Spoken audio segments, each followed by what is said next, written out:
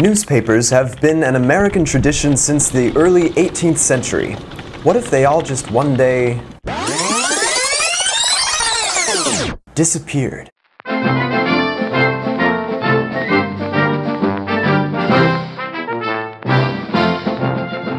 According to the Pew Research Center, 23% of Americans read the newspaper. These numbers are falling every year due to news outlets now putting all their material on the web and on mobile devices.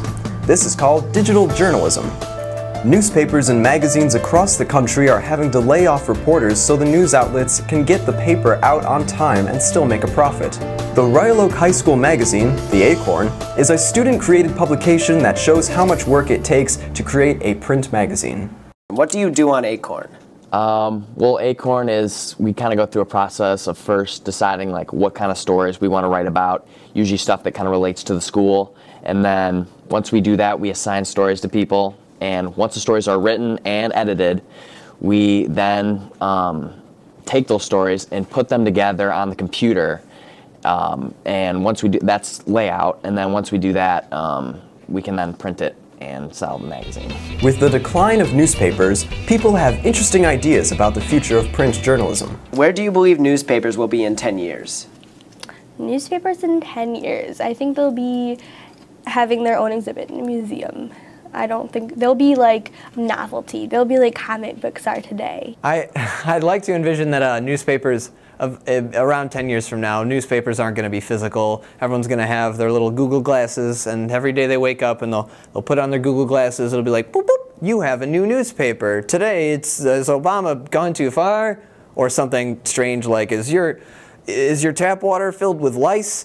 And you're like, oh, I need to read that. And you tap it and then read it while you're making breakfast or something. Due to loss of ad revenue, newspapers are losing money.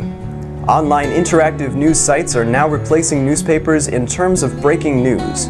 Newspapers just can't keep up with the fast efficiency of mobile and online breaking news. This became evident on September 11th, 2001, with the infamous events that occurred that day. They delivered the newspaper on my doorstep, and I grabbed it and I opened up and looked at the front page, and one tower was still standing. And the entire article still had no mention of the second tower falling, because they had to go to press. And in order to make the press in time to print the papers and deliver them by 4 o'clock, they cut the deadline before the second tower fell. At that point, it was irrelevant. Newspapers were gone to me. All the President's Men. The story of the 2 young reporters who cracked the Watergate conspiracy. White House. Howard Hunt, please. In 1972, Washington Post reporters Bob Woodward and Carl Bernstein wrote a story about 5 burglars breaking into the offices of the Democratic National Committee in Washington, D.C. This article led to the impeachment of President Richard Nixon, who was involved in the scandal.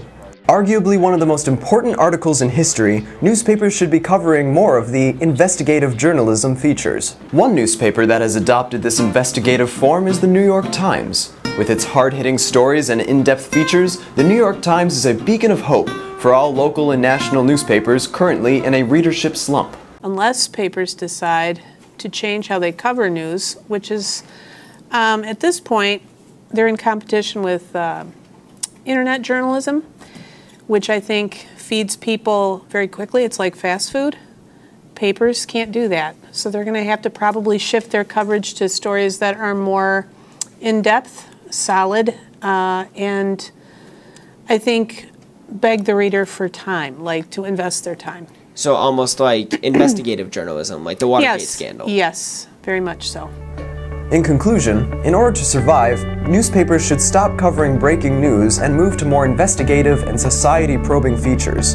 To help this process, members of society must help newspapers like the New York Times lead the way by purchasing and reading their issues in print form. If this change occurs, there just might be hope for your local paper.